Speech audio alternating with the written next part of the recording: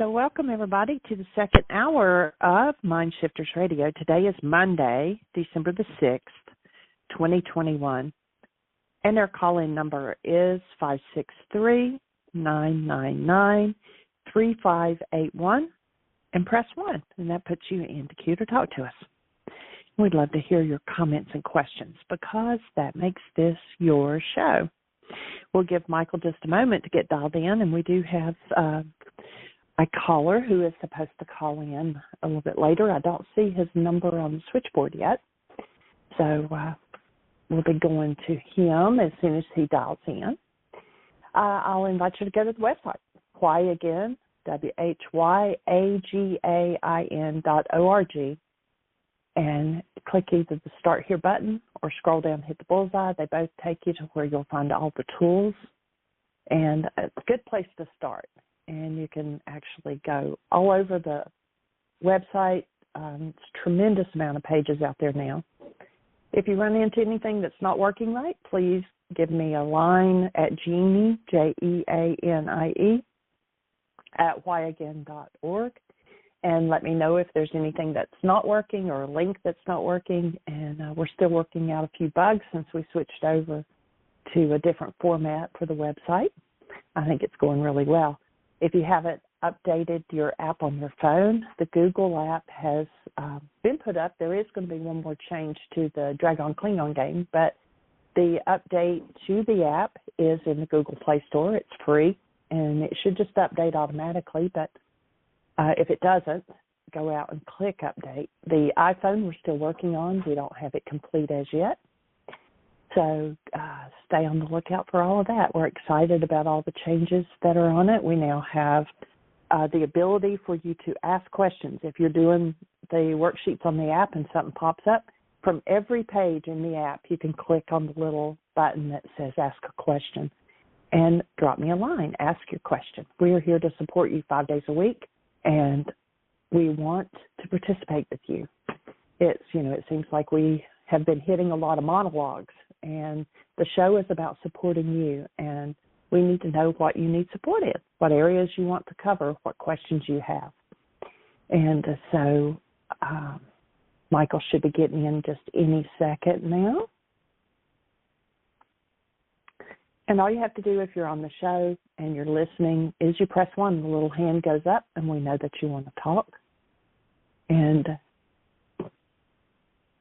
I see Urate's hand up, but I believe Dr. Tim's already talked to her.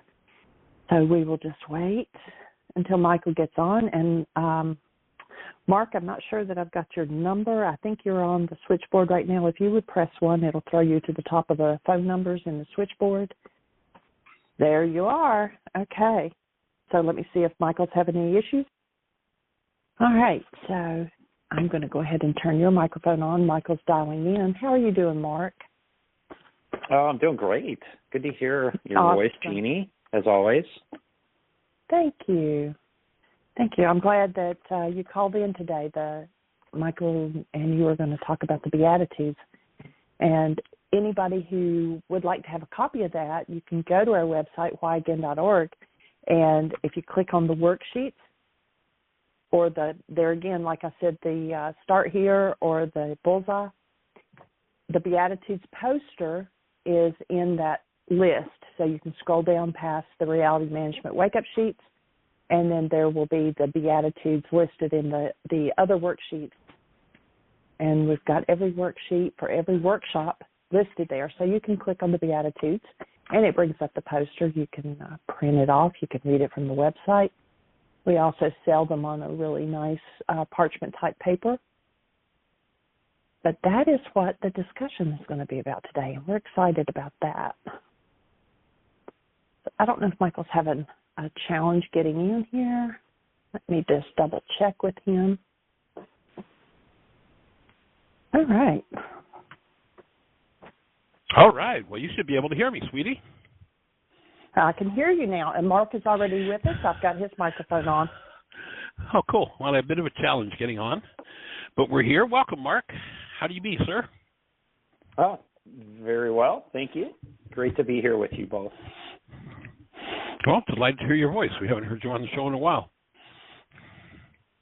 Good to be with you. Yeah. Thank you. So I'd invited Mark to call into the show today as a result of a still point breathing session that I did on Saturday.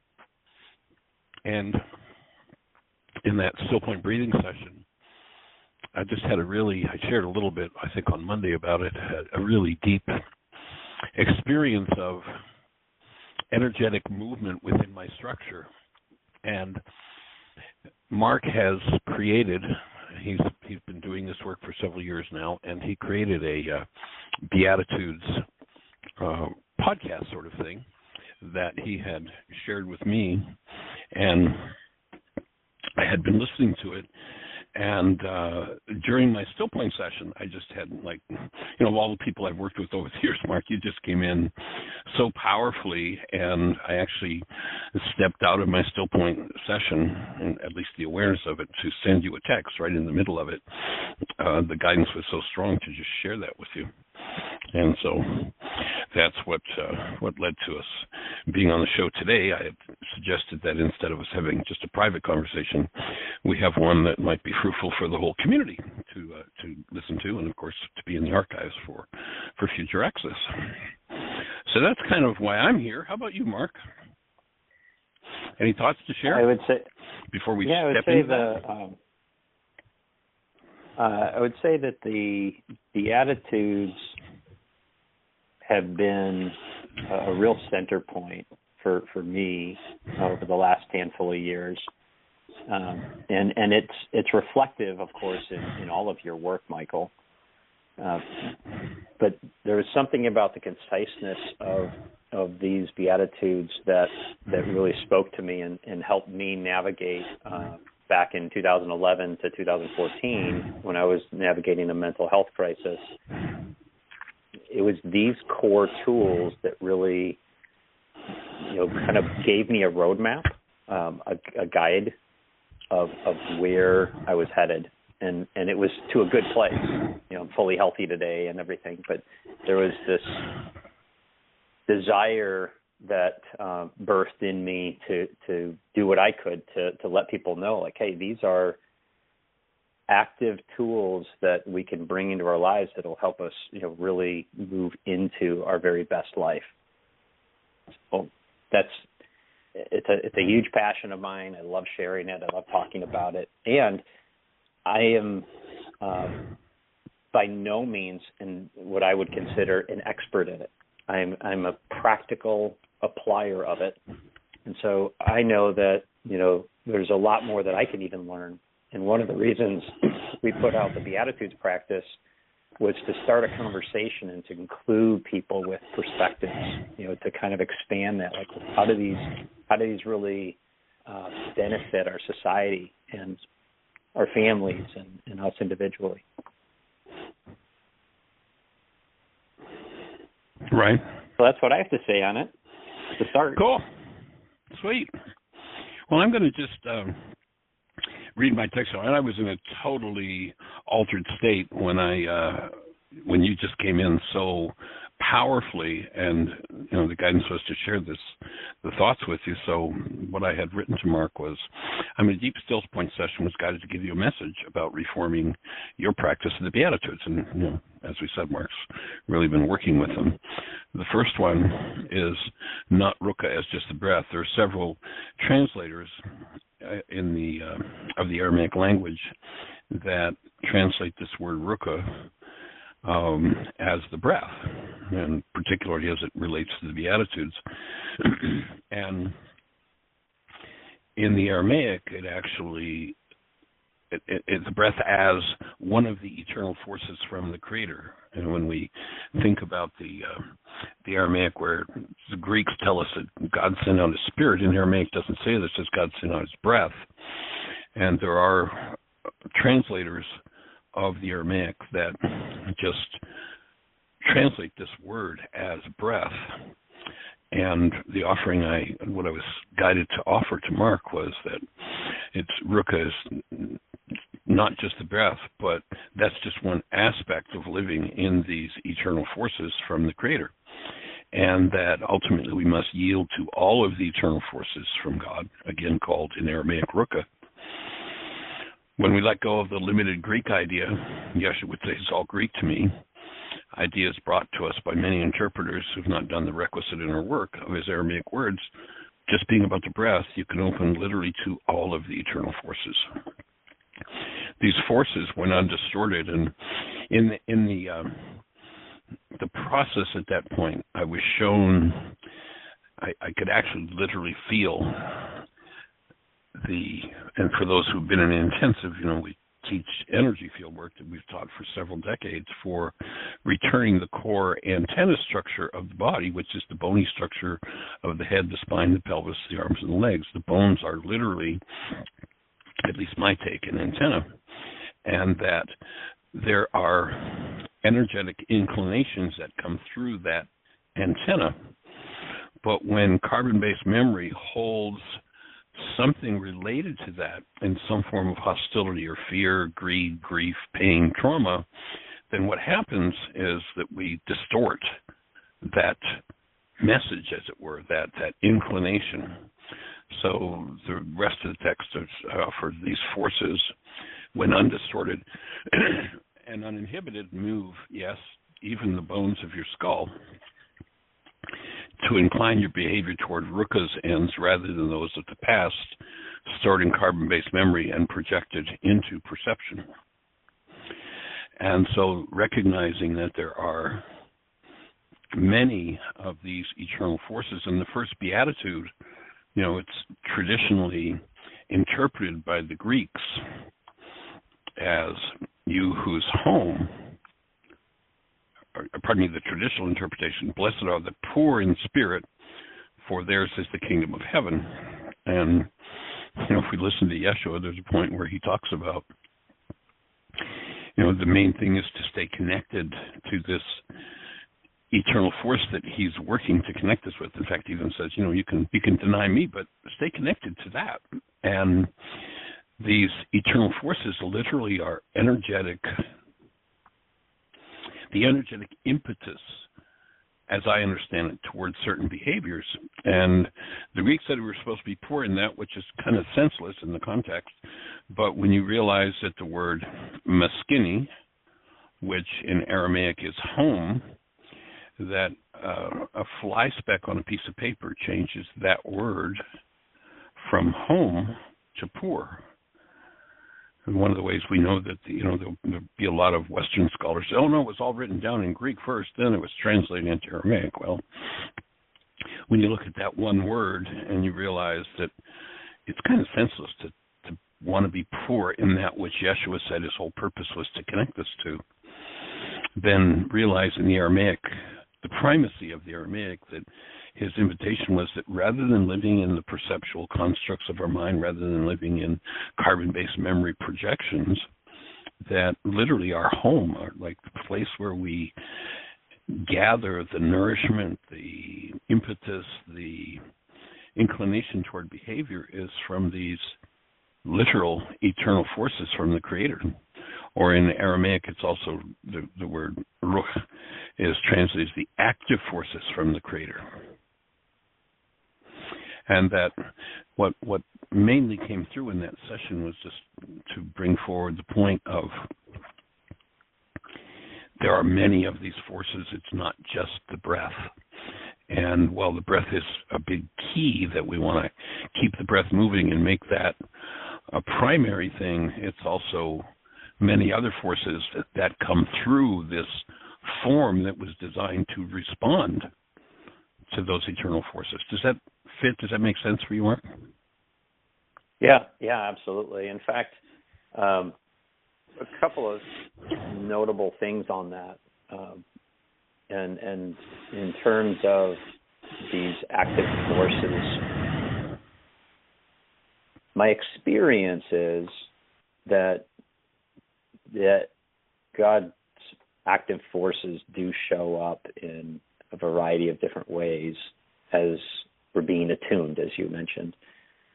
And I know, at least from my lived experience, and you may recall this, but early on before I was introduced to all this, my body was being put into these yoga positions, and there'd be this like crack and what I know in the Aramaic is called the Shem, or this energy force would move through me, and this insight would come. And it was kind of strange and unusual, and I would call it crazy at the time.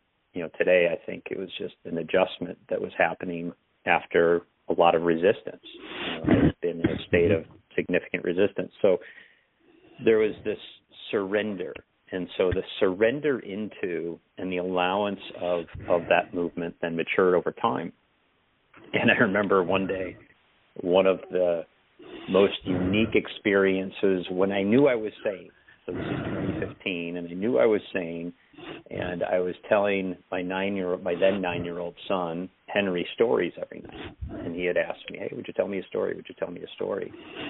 After 6 or 7 nights, I was kind of running dry on stories, but needless to say, he asked me again. And that particular night, this voice came through and said, tell him a story, allow the story to come.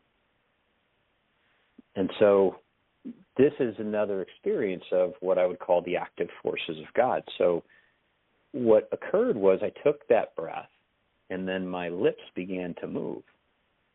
But I wasn't of that state that I had known me to be before, moving them. It was like there was a force coming through, this loving force coming through, moving my lips, and then words started to come out. And I was almost listening to the story as it was coming through my lips. And so that is an example that I cherish, because it was a beginning, right? And at the end of that story, which was the best story that ever came through my lips up to that point, I turned to Henry and I said, hey, what'd you think? And he gave me a thumbs up and he said, Dad, that was really good. He said, but it's just going to get better. I know you're just learning. From a 9-year-old. Wow. And so that's just another example. I mean, these active forces of God can come through us in a variety of ways. And I know in the audio, it's very heavily centric on the breath. And I went back and listened to it after you shared it. It's like, and you're right, it needs to be expanded a bit. I had written about 80 or 90 pages of Beatitudes practice discussion guide. And in there, I break down the words. And certainly, for example, here on page 14, it says, it talks about the English, Aramaic, Greek, and Hebrew, because I'm trying to navigate, all of them.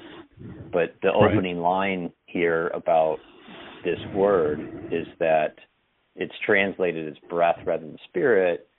They can mean breath, wind, what is empty or transitory, spirit, seat of emotion, disposition, life, like all these things. And it goes on to talk about this active force that I pulled from what you had shared many years ago with me, because I know that that's there. But I was thinking when I was putting together these Beatitudes practices that the name that I put on the breath is really kind of that center point from my action.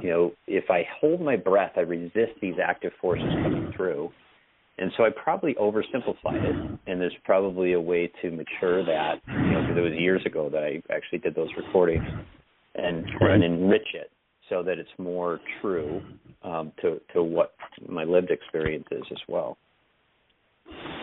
Sweet. Well, when you talk about that sharing with your son, and my input would be from a previous experience, which I'll share, is that probably your son was right there attuned as you were, and it was probably a cooperative story that came through you.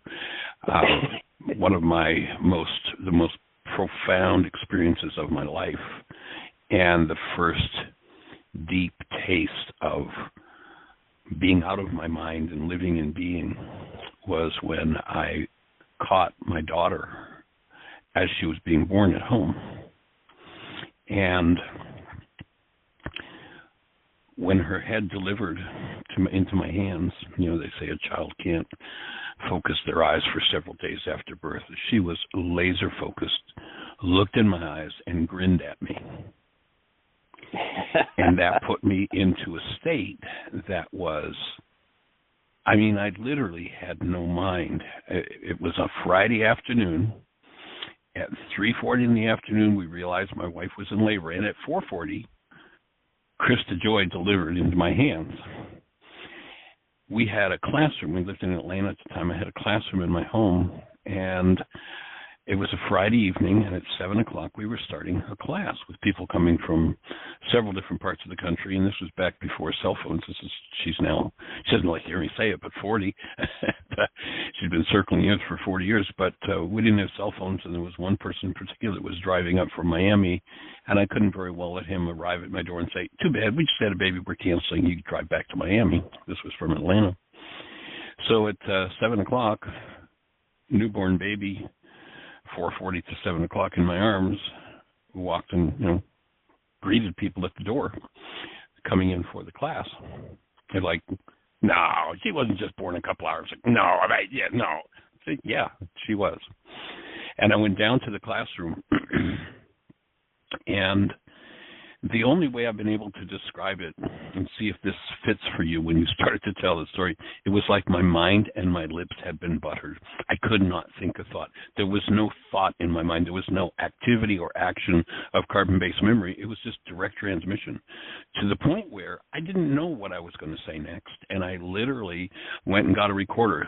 Somehow or other in the last 40 years, those recordings disappeared, but I went and got a recorder, and I recorded that whole weekend. I did a 27-hour class that weekend and didn't think a thought the whole weekend. It put me into such an altered state.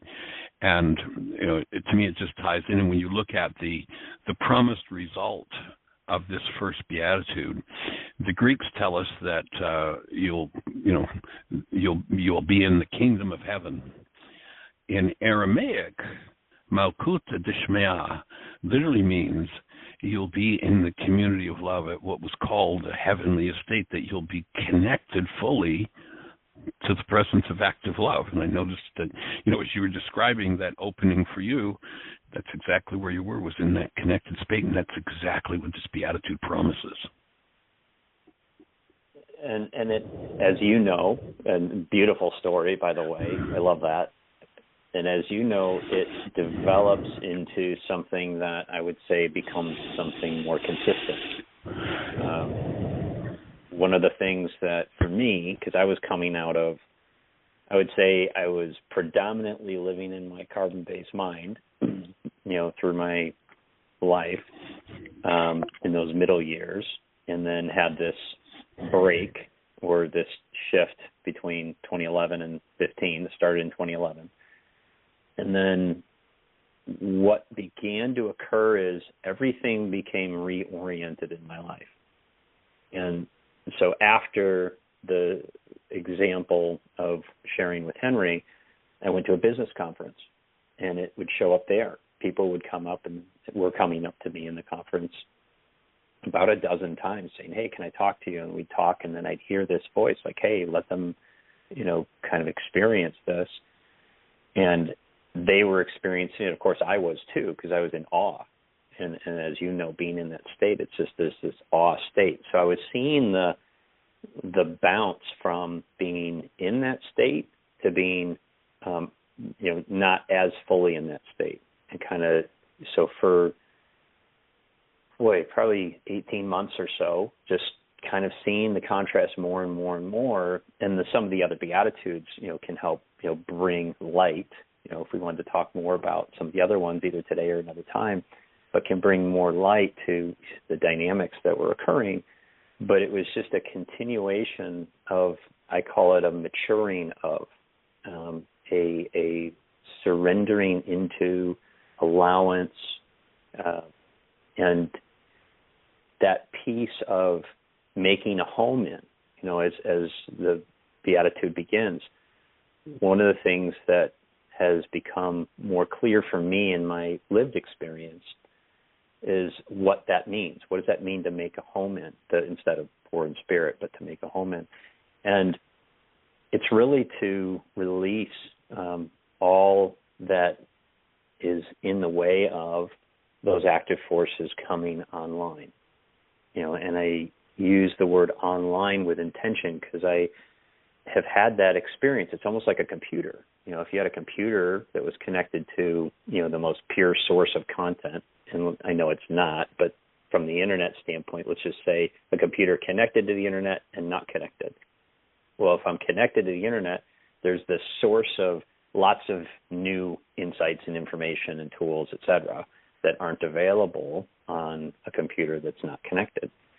Well, if we look at our own life and say, well, wow, there's this source of power and love and just clarity, et cetera, that is right there for ours to have. But if we judge it, or we're holding on to a past belief that is in conflict, and keeps us, hidden or hides that active force, from us, these Beatitudes actually lift the veil.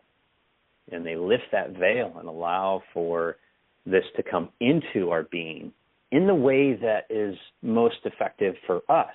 Because that's the beauty of this, it's this gentle power that knows that, okay, Michael, your experience of you speaking for 27 hours and teaching without a thought, right? Without a thought of where you're going to go next or what you might say next, but being fully immersed in that presence of pure source coming through, or being that.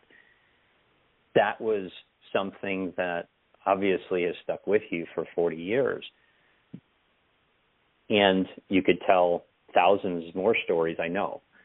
But that is an example of how you could receive the active forces of God coming through you in that moment. I think that one of my experiences is, as I've spoken with people who practice this, is it'll show up how you most need to experience it. And that is almost like a birthing of a desire for more.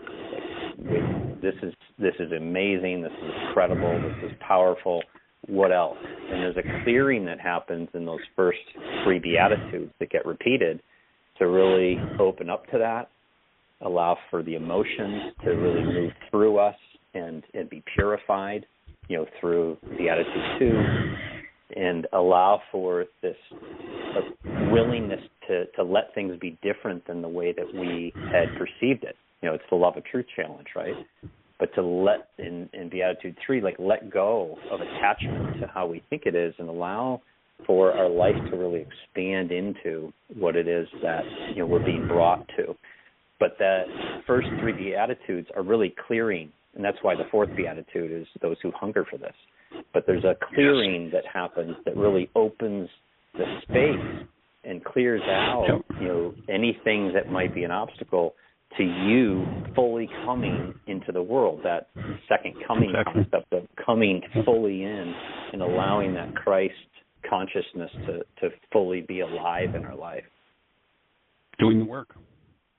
Moving from, alternating between being in that energy experience to being in the constructs of our minds. You go back to Yeshua when he talks about, don't judge by appearances. Every construct of carbon-based memory of the mind is simply a construct, and it isn't true except as a reflection of whatever's held in carbon-based memory. So certainly alternating between. I had another opening experience, actually a few years before that one with Krista, and it was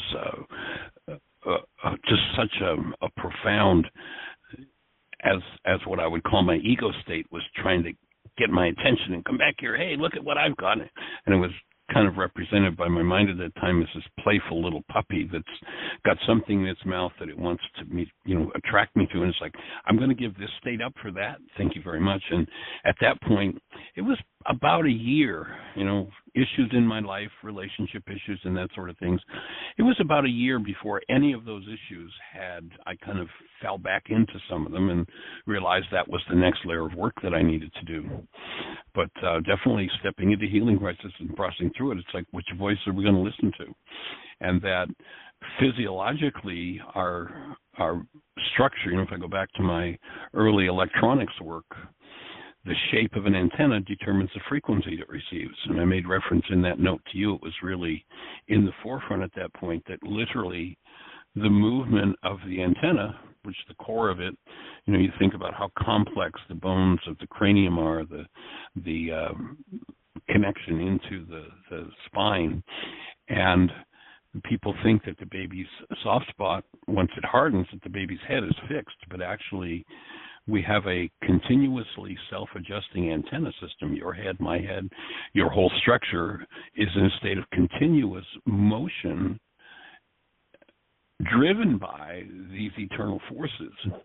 And when we've been physically or emotionally traumatized, if you remember, the hands-on energy field work from the intensive is designed to break loose physical or emotional trauma in the antenna that restricts its range of motion, that restricts the energy patterns that are designed to come in. And when somebody's been severely emotionally or physically traumatized, then the signals aren't available because literally the antenna is damaged. And in that still point session last Saturday, I could literally feel each bone in my head moving separately at a level that I've never, I've always known it was there and worked with it as an antenna and developed how to adjust it to bring it back into full alignment. But it was just so deeply profound at that moment that these are where the eternal forces come in. These are where the energetic impetus come from, where it's received from source. And if I don't have things in carbon-based memory that distort it, I get that pure inclination, and it's always 100% right on target. If carbon-based memory has resonance with whatever that particular piece of guidance is, then oftentimes we'll fall into carbon-based memories, fear or rage or grief or whatever it happens to be, greed, pain, trauma, we'll fall into that and do that instead, and that's when we're out of alignment with that guidance system. And it was actually the second time through, this goes back now, about the time my daughter was being born, that I got involved in the Aramaic itself. And I can remember sitting and using the dictionary from the Enlightenment book and writing out the Beatitudes longhand. And I actually suggest that to people, that they take that book and use the dictionary and go back and get their own sense of it.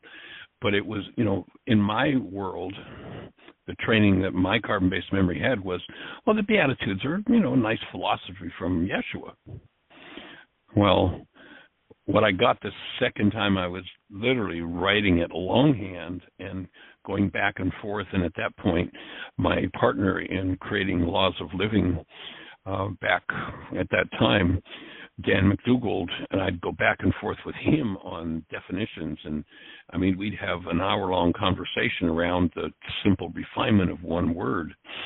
And it was the second time of writing it out longhand that it was like, oh my God, this is a set of instructions for how to activate the underlying neural structures that the Creator put in us from the beginning. It's there. It's just been subverted. If we look at that, the word tuvehun, it's a three-part word. And, a tuv is this attitude of mind, and there's one that the Creator put in us from the beginning. It's designed to be just like the operating system in a computer, when you use that analogy, it's designed to be the operating system for everything output from the mind. And this is how to bring that operating system back online. That's what this set of Beatitudes are from Yeshua. And yeah, I'm planning to go through the whole Beatitudes poster, which, by the way, anybody who's listening, if you want to access it, Jeanie has already put a link into the notes, I'm sure.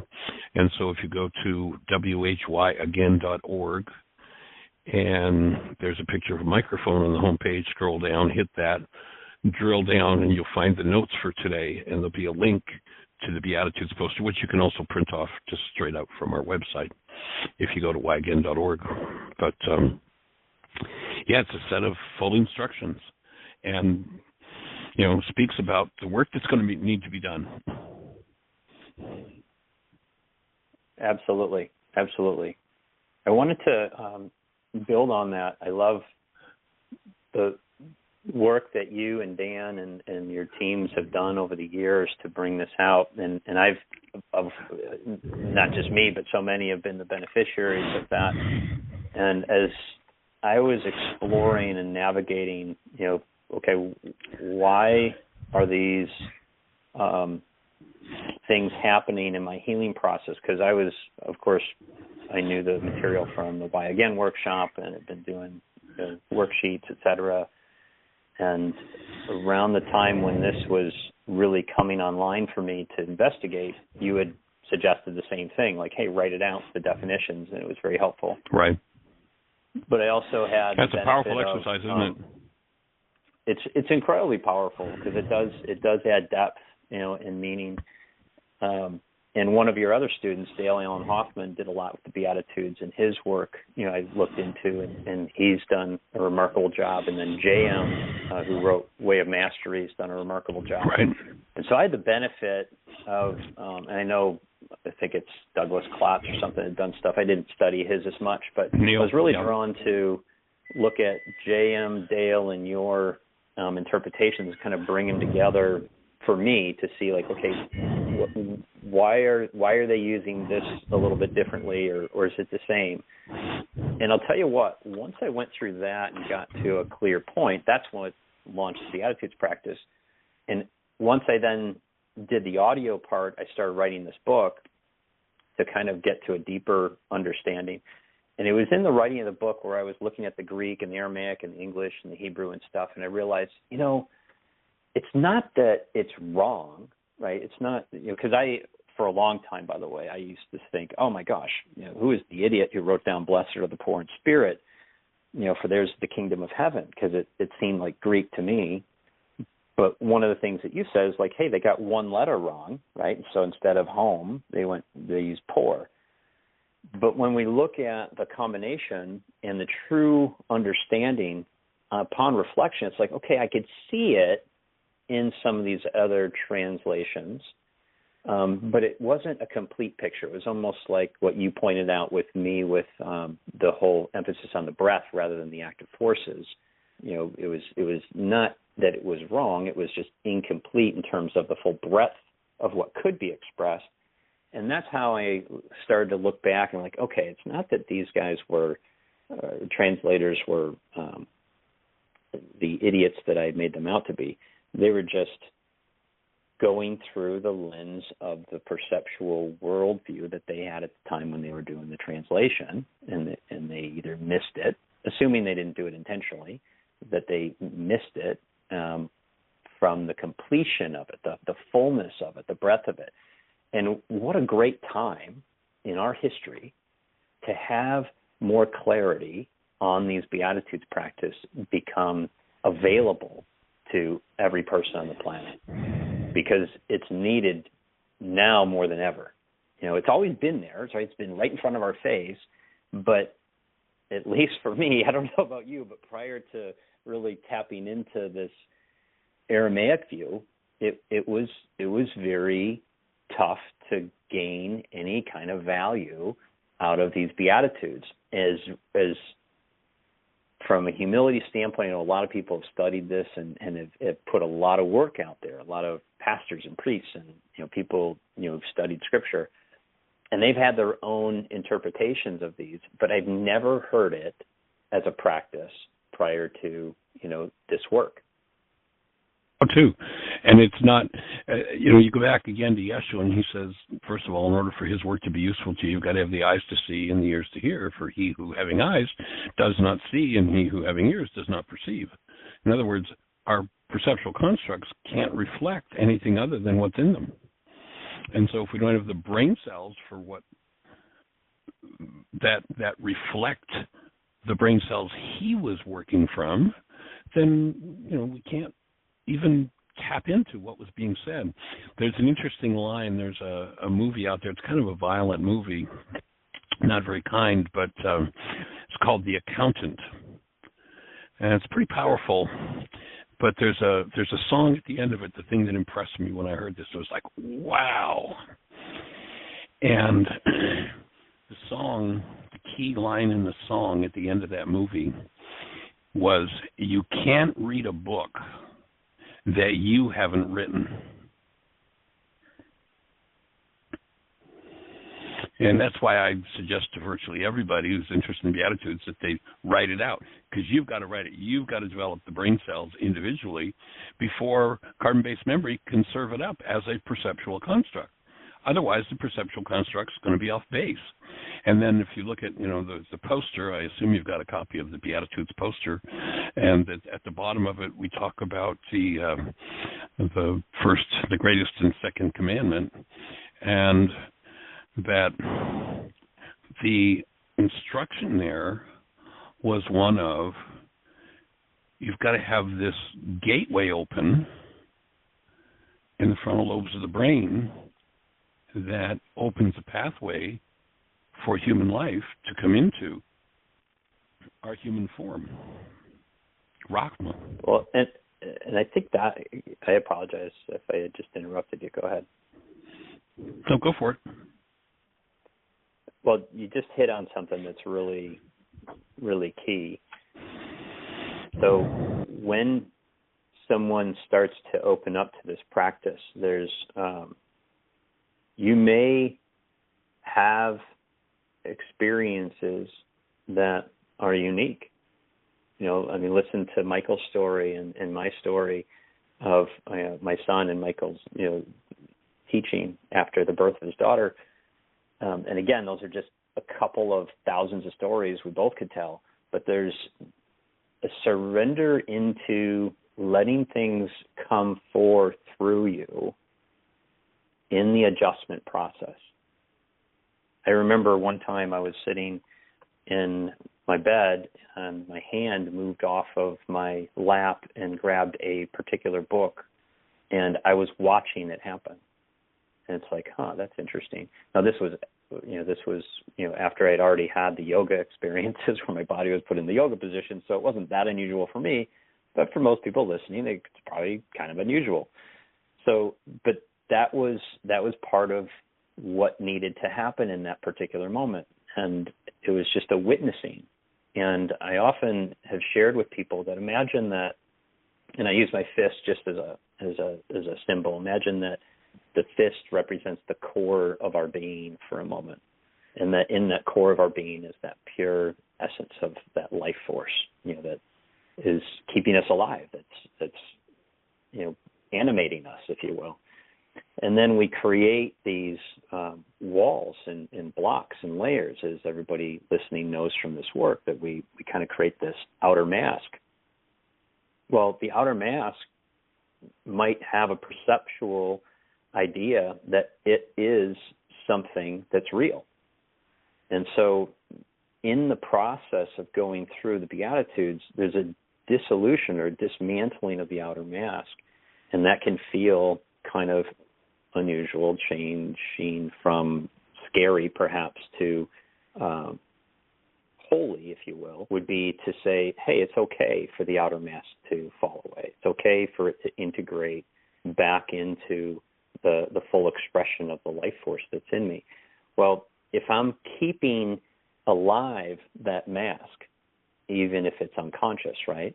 If I'm keeping alive that mask, then that inner force, that life force, is going to find a way if we're willing.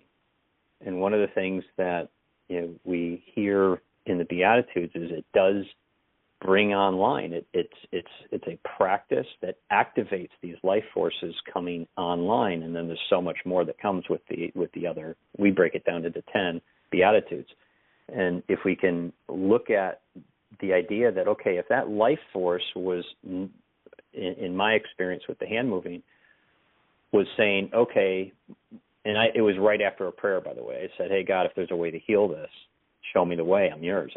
I do whatever you want, kind of thing. And it was in that moment, seconds later, that my hand moved and grabbed that book. And it's like, okay, that is the life force. That's the life force saying, okay, you want me to come and be with you and be fully alive, then there's some things that you're going to need to let go of. And for me, I had to let go that the world is the way it is. That was just my path. I perceived that, well, it's this way. This is the way it's always been. This is the way the world is. And so to let go of a perception that the world is, unified already, or perfect as it is or whatever it is. Not perfect in the way that a spiritual person might say, but I had an idea that, something had to be, literally in my mind perfect, right? And that all collapsed. But it took time, because it took a little bit of trust. For example, allowing my hand to move. I could have resisted it. I had the ability to say, I'm going to override this. This is freaking me out. I don't like that my hand's moving apparently on its own, or that in the story of telling the story with Henry, that my lips apparently were moving and I apparently wasn't moving them, but I was. It was just the expression of the purity of that life force that was coming through, that was inviting me to say, oh, wait, maybe it's different than I'm perceiving. Maybe the way I've been holding on to my life isn't accurate. And do I want to keep this mask alive, or allow it to truly, die and have that source of life, rebirth it into something constructive? And it's been a journey. It's been a whole lot of fun. And these Beatitudes, if you are really interested in really studying and really practicing, they will change your life in a radical way. And Jesus was radical, right? I mean, it was a radical idea at the time. And well, I think that's why they turned it into Greek philosophy. Was, wait a minute, we got to cover this up. We got to get rid of this impetus towards something other than what the king wants. It's unfortunately true. Yeah, when he says in order for you to live, you've got to die, he's talking about that mask self, that non-being self, and making room for a total rebuild. And that's going to mean physiology as well. In the East, they called it Kundalini, and they have this theory that it was an energy that resided in the base of the spine, that came up the spine and, did what it did. But in fact, what my take on what Kundalini is, I think they've misinterpreted in the East. Wherever there are dis-ease energies that are out of alignment with the perfect flow through this antenna structure called a body-mind unit, wherever it's out of alignment, there are blocks. And when we start to move toward alignment, then the blocks are going to start to move and be undone, and the energy will appear wherever the blocks are. So I've seen Kundalini energy appear in the base of the skull, in a foot, in a hand, in an arm. Actually, anywhere that there's injury or dis-ease, come into alignment, then a full complement of energy comes through, and it literally starts to punch through the disease processes, and it can be pretty intense. In the East, there's a whole lot of macho and a whole lot of sexual impropriety, and so where did they think the Kundalini came from was the base of the spine, because it was cracking through, breaking through sexual issues, held sexual energy that people had. But the truth is it can show up anywhere, and it will literally realign. When I hear you talking about going into that posture, your structure was saying, okay, so this is what we need to do to open that part of the antenna so that a full flow of energy will come through. And it's Rakhma, the first commandment, was and commandment in law, when they said, what's most important in the law, the Greek culture has us believing that law is the rule of a superior. And it's not the rule of a superior. Law is simply the way it works. So when they said to him, the question more accurately would have probably been, what do we have to do to function as humans? And he says, first order business. You've got to have Rakhma, that filter in the frontal lobes of the brain, that is the gateway for love to enter human life, and keep your perceptual system on track with love when you think of the Creator, when you think of neighbor, in order to maintain self. This is how we are restored to and maintain our human lives, which is the presence of love. And then the 10 most important words, if you look at, if you've got the Beatitudes posted there, the bottom line in that poster has the 10 most important words that he and anybody on earth have ever spoken.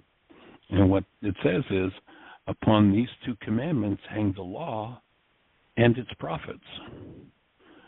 So when you talked about, people who interpreted through the Greek and blah, blah, well, it was sort of there, but it wasn't really there what was going on. What he was saying is that in order to pick that book up that was called Scripture and understand it properly, you've got to have this connection to the eternal forces, and you need to be aligned with that. Otherwise, your carbon-based memory is going to interpret whatever's in carbon-based memory. And if King wants you to believe that, well, what you're supposed to do is, you're supposed to be loving, but then when I tell you to go to war, you're supposed to go kill people. If that's what's been programmed in carbon-based memory, then people will take the Scriptures and they'll read them a way that justifies war and killing. Because that's what's in carbon-based memory. But this, when you realize that being in alignment with the active presence of love, then you pick that book up, then you can come from the brain cells that Yeshua had when he spoke those thoughts. And of course, the Aramaic takes you closer and closer and closer to where you can more easily open to align with that understanding. Well, and the whole thing hangs on.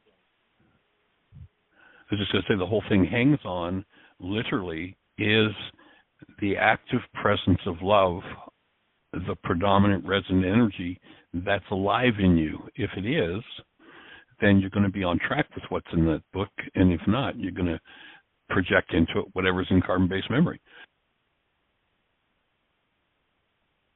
And I think that one of the things that you just highlighted was with the evidence that people have experienced in their physical life, one of the things that's in this carbon-based memory is the idea of suicide. And one of the things that I've experienced with dealing with people who have suicidal thoughts is that what they are, and I had suicidal thoughts and I had murderous thoughts back in 2011 when I was going through my whole mental health stuff. And as I really surrendered into this, began to appear as this recognition that what I wanted to die of was this false idea of who I was. And it came up in the way of suicide. And then once I believed, which was also just kind of more of a false idea coming from an over-enthusiastic imagination, I wanted to believe that I was awakened fully at the time. And so I wanted other people to. And the idea that purposely, I guess, put into my head for maybe this conversation or maybe some of the other things I'll be teaching, but was this idea that I had to kill. And the idea of kill would cycle around. And someone who's experienced bipolar, which I did, and mania, those thoughts, they don't get softer, they get tighter and tighter and tighter unless they're interrupted. Goal canceling and a number of the practices. Forgiveness is definitely key. Support interrupting the cycle. And so one day, as I did a goal cancel on, I canceled my goal to kill, right? And this is all in my head, but I'm processing it in that moment. And I finally got to a place I said, well, what does kill mean? And this whole storyline came out. It's like I had a perception that to kill would be to allow other people to have their first death and awaken. I mean, what a screwy idea, right? But that's how the carbon-based mind can misappropriate dialogue, readings, even from Scripture, like you said, because I got that from Scripture. You won't taste the second death kind of thing. And the idea that started to surface for me over time is, oh my gosh, these concepts of murder and suicide, they're off, of course, and we can help get someone back online with these tools to support people in recognizing just consciously, like, oh, wait, what if it was true that you didn't actually want to leave the planet, but you actually just wanted to let go of the life that you have been living and have the full expression of that life force that wants to fully live come forward. And if someone could cognitively understand that might be what it is, then we may have a lot more people saying, oh, sign me up. Like, let me do some more worksheets. Let me do some more mind shifters, whatever it is, to help people shed those parts that aren't living in the purity of who we truly are. So I'm thinking it's probably, Jeanie would probably have a better, she distinguishes one year from another better than I do, but about 15 years ago, we actually did a family trip to Hawaii, and we had planned it as part of doing some workshops there, and we spoke at Unity in Diamond Head, and we did a week of workshops, and we were going to be on the islands for a couple more weeks, and the Unity minister contacted us and said, you guys are going to be here for a while longer. Would you come back and do another series? We just really got a lot of accolades out of that week of workshops, and we don't usually do that, go back to a place, But 6 weeks later, it was actually kind of tough because we had to stay an extra 2 weeks in Hawaii in February. It was difficult, but we did it. But anyway, we went back and did another week-long series. There's Sunday service, another week-long series. And we had 3 people that came to us and said, when I was here 6 weeks ago and did that Sunday forgiveness workshop, with 3 people who said they were planning their suicide, and that they were so delighted that they got the understanding and had no interest in suicide anymore, had challenges, had some deep work to do, but were finished with suicide.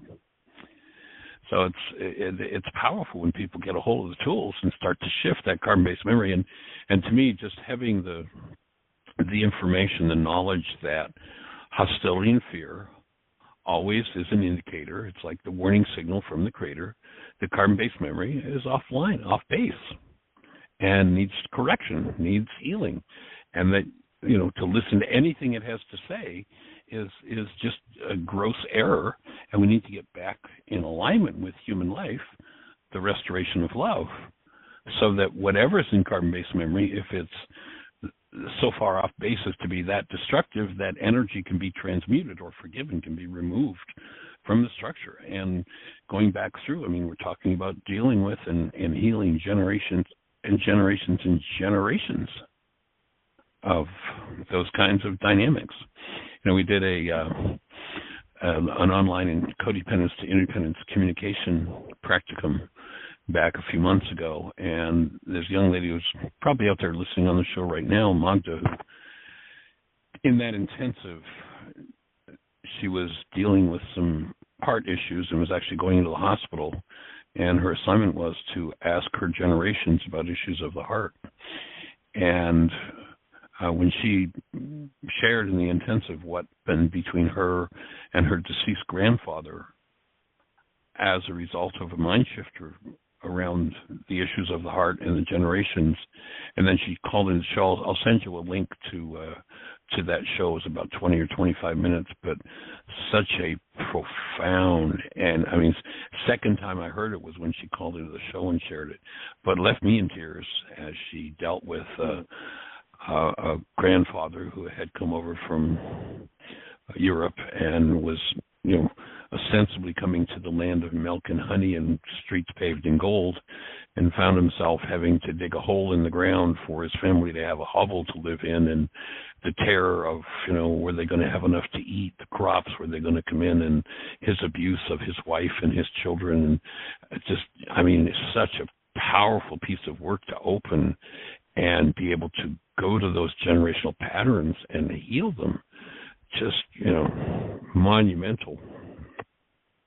And maybe, Jeanie, you could put a link to that in the notes, and I'll go ahead, Mark, and send you a link to that. You'll probably find it interesting. It's a powerful sharing. Please. I know we're getting close to the end. I was going to share one more story, but go for it. So this is a very personal story, but along those lines of kind of that suicidal ideation, because I know in the world today, the numbers are off the charts in terms of people who are struggling with mental health kind of challenges, anxiety, depression, etc. I think it's underreported, but the numbers are 4 times what they were just a couple of years ago. And a couple studies I've seen with hundreds of thousands of people have highlighted that about 80% of people are dealing with this. And suicidal ideation can come from a number of different areas. And I wanted to share this quick story where one of my children actually had been just angry and spouting off that he wanted to kill himself. And he said it enough that my wife, after work one day, she's like, "Hey, you need to talk. He keeps saying this." So I sat him down and I said, "Well, what's going on?" Mom says, you're saying these things that you want to kill yourself. And he said, "Yeah." And I said, "Okay." And mind you, I'd been well trained in all this work, so I was able to stay present and cancel all my goals for him to live and all that stuff. So I was really there with him. And I said, "Well, what do you think is going to happen, if you do that?" And he said, "Well, everything will be better," was his response. I said, "Well, what do you mean?" And he described his fantasy of what his life would be like after. And I said, "Okay, what if you're wrong?" And he looked at me, and he hadn't considered that he might be wrong, because his perception from everything he had learned, the way he took in the information, was that this other place was going to be so much better than this place. And I said, "Yeah, what if you're wrong? What if you do that, the same work that you could do here in a body, and actually get to the other side of it and live a full life? What if you still have to do that work wherever you go? What if that work doesn't go away?" And Mark, the conversation the phone's continued. going to cut us off. The phone's going to cut us off, or the show. But maybe we can pick this up tomorrow if you've got the space. Sure. Okay, let's do it. Blessings, everybody. Thanks for sharing.